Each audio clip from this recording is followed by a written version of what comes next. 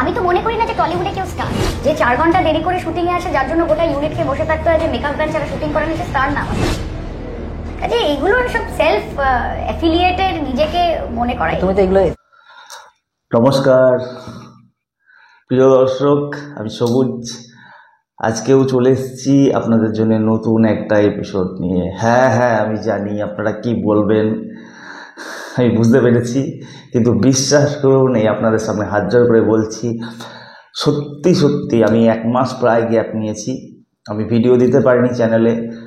আর সত্যিই অনেকটা সমস্যার মধ্যে সময় কেটেছে বা কাটছে। আমি ভেবেছিলাম আরও কিছুদিন গ্যাপ নেব, তারপরে আপনাদের সামনে আসব।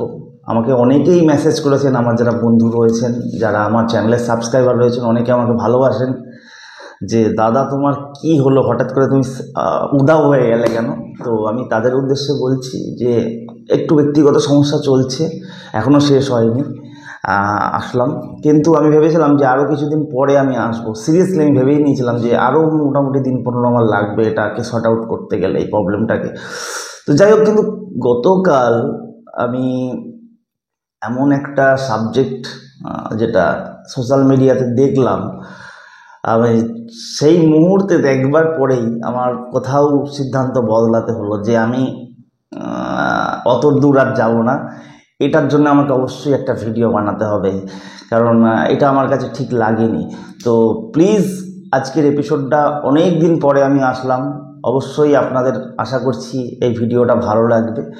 প্লিজ ভিডিওটা শেষ পর্যন্ত দেখতে থাকুন। আজকের আলোচনাটা কিন্তু খুব গুরুত্বপূর্ণ আলোচনা, এবং আমি জানি যারা আমার চ্যানেলে রয়েছেন বা যারা নতুন এসেছেন সবার কাছে আমি কৃতজ্ঞ। আপনারা প্লিজ সাপোর্ট করবেন, আর ভিডিওটা অবশ্যই লাইক দেবেন একটা, কারণ আপনাদের লাইক, ওই একটা লাইক আমাকে নতুন কিছু বলবার একটা অনুপ্রেরণা যোগায়। তো এই একটা লাইক প্লিজ আপনারা করে দেবেন। তো চলুন শুরু করা যাক আজকের এপিসোড। দেখুন, আমি বরাবরই বাংলা সিনেমা নিয়ে কথা বলেছি, কখনো 90s সিনেমা নিয়ে কথা বলেছি, কখনো 2000, কখনো বর্তমান সিনেমা সম্বন্ধে কথা বলেছি। আমাকে অনেকেই হিন্দি সিনেমা নিয়ে অনেকেই বলেন, কিন্তু আমি এখনও পর্যন্ত বাংলা সিনেমারই ঠিকঠাক করে রিভিউ করতে পারি না সিরিয়াসলি, কারণ অনেক সিনেমা এর মধ্যে আসে যায়, আর প্রত্যেকটা সিনেমা হলে গিয়ে দেখে রিভিউ করা আমার পক্ষে এই মুহূর্তে সম্ভব নয়। জানি না আগামী দিনে যদি ভালো সময় আসে অবশ্যই প্রত্যেকটা সিনেমা ধরে হলে গিয়ে দেখে রিভিউ করতে পারবো, অন্যান্য যারা করেন আর কি তাদের মতো হয়তো করতে পারবো, বাট সেই রকম পরিস্থিতি এখনও আসেনি। যাই হোক, আজকে যে আলোচনাটা, সেটা আমার ওই যে প্রতিজ্ঞাটা ভঙ্গ করে দিল। আমি আরও ভেবেছিলাম কিছুদিন পরে আসব।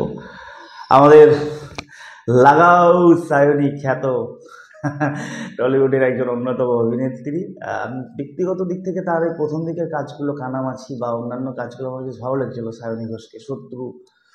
কিন্তু তার এই যে একটা স্ট্যাম্প লেগে গেল, বা একটা শাসক দলের, এই যে তিনি একজন নেত্রী, এবং এই স্টেজ শোতে বা স্টেজে গিয়ে যে সমস্ত ব্যাপারগুলো হয়, লাগাও সায়নী, এই যে ব্যাপারগুলো, এইগুলো আমার খুব একটা বেশ যুক্তিযুক্ত বলে মনে হয় না। জানি না, এগুলো প্রচারের একটা অন্যরকম ব্যাপার, আমি এইসব ব্যাপারে যেতে চাইছি না। তিনি একটা সোশ্যাল মিডিয়াতে রিসেন্টলি একটা বক্তব্য পেশ করেছেন, তো সেটা নিয়ে আজকের মূল আলোচনা।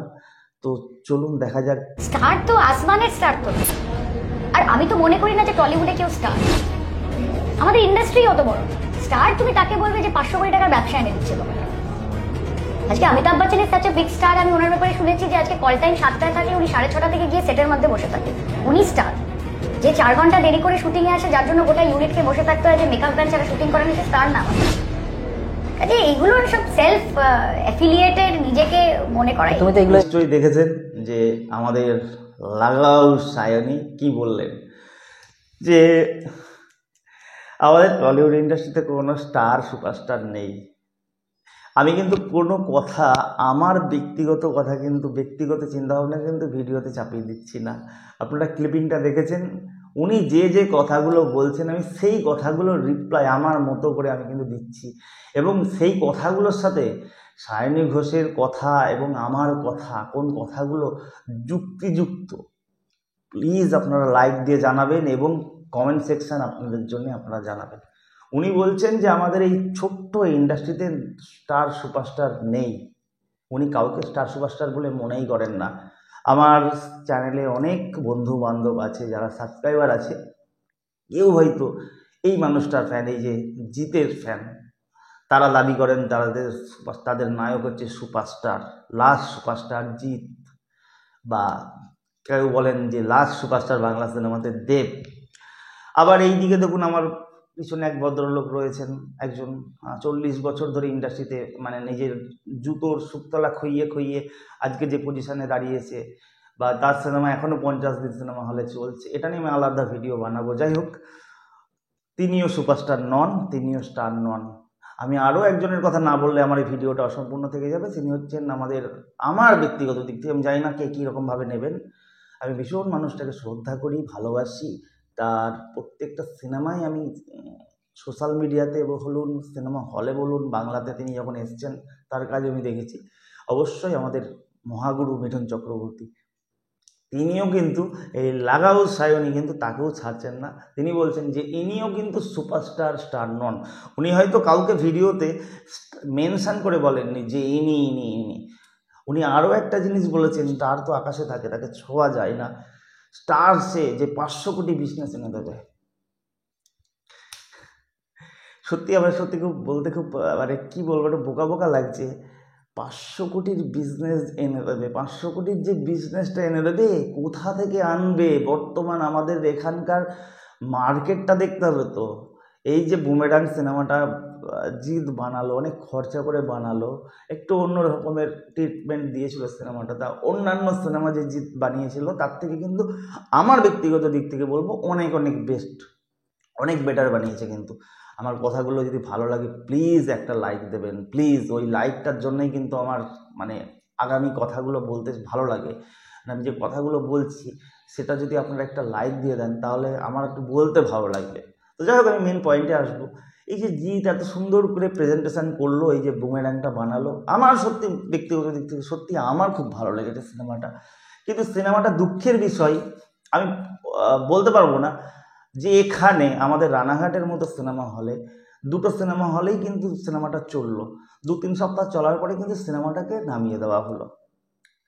500 কোটি ব্যবসাটা কোথা থেকে করবে? প্রযোজক, পরিচালক, অভিনেতা, অভিনেত্রীরা তো চেষ্টা করছে একটা ভালো প্রোডাক্ট করার, করেও দিচ্ছে। প্রদর্শন করার জায়গা যদি না থাকে, যদি ডিস্ট্রিবিউটাররা না চালাতে পারে, তাহলে 500 কোটিটা কোথা থেকে আসবে? তাই বলে যে সে স্টার নয়, তাই বলে যে সুপারস্টার নয়, এটা কেমন একটা ব্যাপার না? আমার মনে হয় পুরোটাই ঈর্ষা থেকে, রাগ থেকে এগুলো বলা হচ্ছে, বা হয়তো সে শাসক দলের কেউ নয় বলেই কিন্তু বলা হচ্ছে। এটা আমার কোথাও আপত্তি আছে। এবং আরও একটা সায়নী ঘোষ আরও একটা বক্তব্য বলছে, মানে লাগাও সায়নী, আমি এটাই বেশি বলছি, কেননা আরও একটা জিনিস বললো, সেটা কি, যে অমিতাভ বচ্চন যদি 7টায় শুটিং মানে কল টাইম থাকে, উনি 6:30টার সময় এসে বসে থাকেন। শুনেছি অনেকবার, অনেক অভিনেতা অভিনেত্রীরাও অমিতাভ বচ্চন সম্বন্ধে বলেন, সেটা নিয়ে আমি বলতে চাইছি না। আমাদের এখানকার স্টাররা মেকআপ ভ্যান ছাড়া নাকি মেকআপ করেন না, সিনেমা শুটিং করেন না, এবং 4 ঘন্টা লেটে শুটিং স্পটে যান।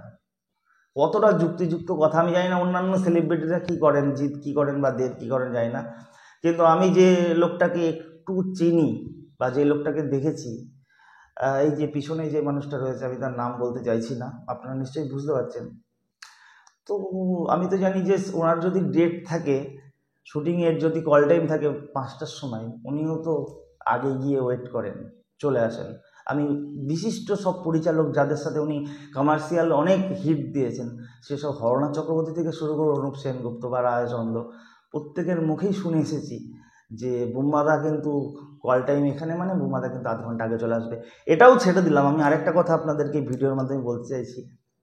কিছুদিন বললে ভুল হবে, কিছু বছর আগে অপুর সংসার বলে জি বাংলাতে একটা সিনেমা মানে একটা মানে গেম শো টাইপের একটা অনুষ্ঠান হতো আর কি। সেখানে অপু মানে যে আর কি শাশ্বতদা কিন্তু এখানে হোস্ট করতেন। সেখানে রচনা ব্যানার্জি গেছিল, মানে মানে অতিথি হিসেবে কিন্তু রচনা ব্যানার্জি গেছিল।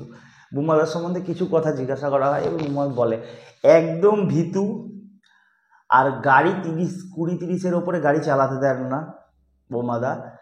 যদি কোনো জায়গায় স্টেজ প্রোগ্রামের বোমাদার মানে স্টেজে উঠবে রাত 10টায় কি 11টায় কি 12টায়, বুম্বাদা বাড়ি থেকে বেরোয় সেই দিনকে সকাল 10টা 10:30টার মধ্যে বেরিয়ে যায়। হয়তো যেতে লাগবে 1.5-2 ঘন্টা কি 3 ঘন্টা, বুম্বাদা 5 ঘন্টা আগে বেরিয়ে যায়। কেন? গাড়ির স্পিডটা 30-এর ওপরে যেন না যায়। বুম্বাদার যারা চালিয়ে নিয়ে যায় তাদের কাছে আমার মনে হয় তারা আরও বেশি জানে আমার থেকে। তো বুম্বাদা কিন্তু টাইম এগিয়ে নিয়ে যায়, মানে স্পিড গাড়ির কোনো রকম দেওয়া যাবে না এবং সময়ের অনেক আগে পৌঁছাতে হবে, কিন্তু সেটা স্পিড জোরে গাড়ি চালিয়ে নয় কিন্তু। তো অবশ্যই লোকটা কিন্তু পাঞ্চুয়াল, টাইম কিন্তু মেনটেন করে। যদি তাই না করতো, যদি তার জন্য 4 ঘন্টা লোকে বসে থাকতো, তাহলে আমার মনে হয় সে এখনো পর্যন্ত, এই কথাতে অনেকের আপত্তি আছে হয়তো বা আপত্তি থাকবে, শীর্ষস্থানে কিন্তু টলিউডে কিন্তু অবস্থান করতে পারতো না, আমার কোথাও মনে হয়। আমি আবারও বলছি, সায়নী ঘোষ কিন্তু বুম্বাদা বা জিৎ কি দেব এদেরকে কিন্তু নাম মেনশন করেনি, কিন্তু ভিডিওটা যারা একটু বুদ্ধি নিয়ে চলে, আমার মনে হয় ভিডিওটা খুব ভালো রকমভাবে খোঁচা দেওয়ার কথাই বলেছেন উনি, যে একমাত্র সুপারস্টার 500 কোটি বিজনেস এনে দেবে যার নামে সিনেমার টিকিট বিক্রি হবে, সেই সুপারস্টার। তাছাড়া সুপারস্টার অমিতাভ বচ্চন ছাড়া কাউকে সুপারস্টার বলে মনে করেন না। আমার মনে হয় এটা খুব ঈর্ষা থেকে বলেছেন। আমি ব্যক্তিগত দিক থেকে আমার মানে ওনার এই বক্তব্যতে মানে আমার সত্যিই আমি প্রতিবাদ জানাই, ধিক্কার জানাই ওনাকে। মানে উনি একজন ভালো অভিনেত্রী যদিও, কিন্তু সত্যি কথা বলতে কি এই কথাটা না বললেও পারতেন যে আমাদের ইন্ডাস্ট্রিতে কোনো স্টার নেই, কোনো সুপারস্টার নেই। আপনাদের মতামতটা অবশ্যই এই যে কমেন্ট সেকশানে জানাবেন। আর অবশ্যই আমি যদি আপনারা বলবেন আমাকে যে দাদা লিঙ্কটা দিন, অবশ্যই আমি যদি লিঙ্কটা পাই অবশ্যই আমি ডেসক্রিপশানে আমি লিঙ্কটা দিয়ে দেবো। ভিডিওটা আজকে প্রথম দিন, অনেক দিন পরে আসলাম, নিশ্চয়ই বুঝতে পারছেন। আজকের আলোচনা আপাতত এখানেই স্টপ করলাম। সবাই ভালো থাকুন, সুস্থ থাকুন। আমি আবারও বলছি, ব্যক্তিগত কিছু কারণবশত আমি অনেক দিন গ্যাপ নিয়েছি, তাও আমি আসলাম আজকে। আরও কিছুদিন গ্যাপ নেওয়ার প্ল্যানিং ছিল। যাই হোক, এবার থেকে আমি চেষ্টা করব নিয়মিত ভিডিও দেওয়ার। আর বিশ্বাস করুন আমি মিথ্যা কথা বলছি না, এই দেখুন আমার সব স্ক্রিপ্ট লেখা রয়েছে, এই খাতাটা পুরো 4-5টা পাতা পুরো স্ক্রিপ্ট ভর্তি। শুধুমাত্র সময়ের অভাবে, মেন্টালিটির প্রবলেম, তার জন্য কিন্তু আমি ভিডিওটা শ্যুট করতে পারছি না। আমার ভালো ভালো কিছু স্ক্রিপ্ট করা আছে যেগুলো আগামী দিনে ভিডিও আসতে চলেছে, আপনাদের ভালো লাগবে। অবশ্যই আপনারা ফলো রাখুন সবুজ ফিল্মওয়ার্কস। আগামী দিনে আপনাদের ভালো ভালো কিছু কন্টেন্ট দেওয়ার আমি অবশ্যই চেষ্টা করব। আর প্লিজ লাইক করে দেবেন, চ্যানেলে নতুন হলে আপনারা চ্যানেলটা সাবস্ক্রাইব করে দেবেন। আর আজকের মতামতটা সায়নী ঘোষের পক্ষে না বিপক্ষে, আমার কথাগুলো আপনাদের কাছে কতটা যুক্তিযুক্ত মনে হচ্ছে অবশ্যই আপনারা জানাবেন। নমস্কার।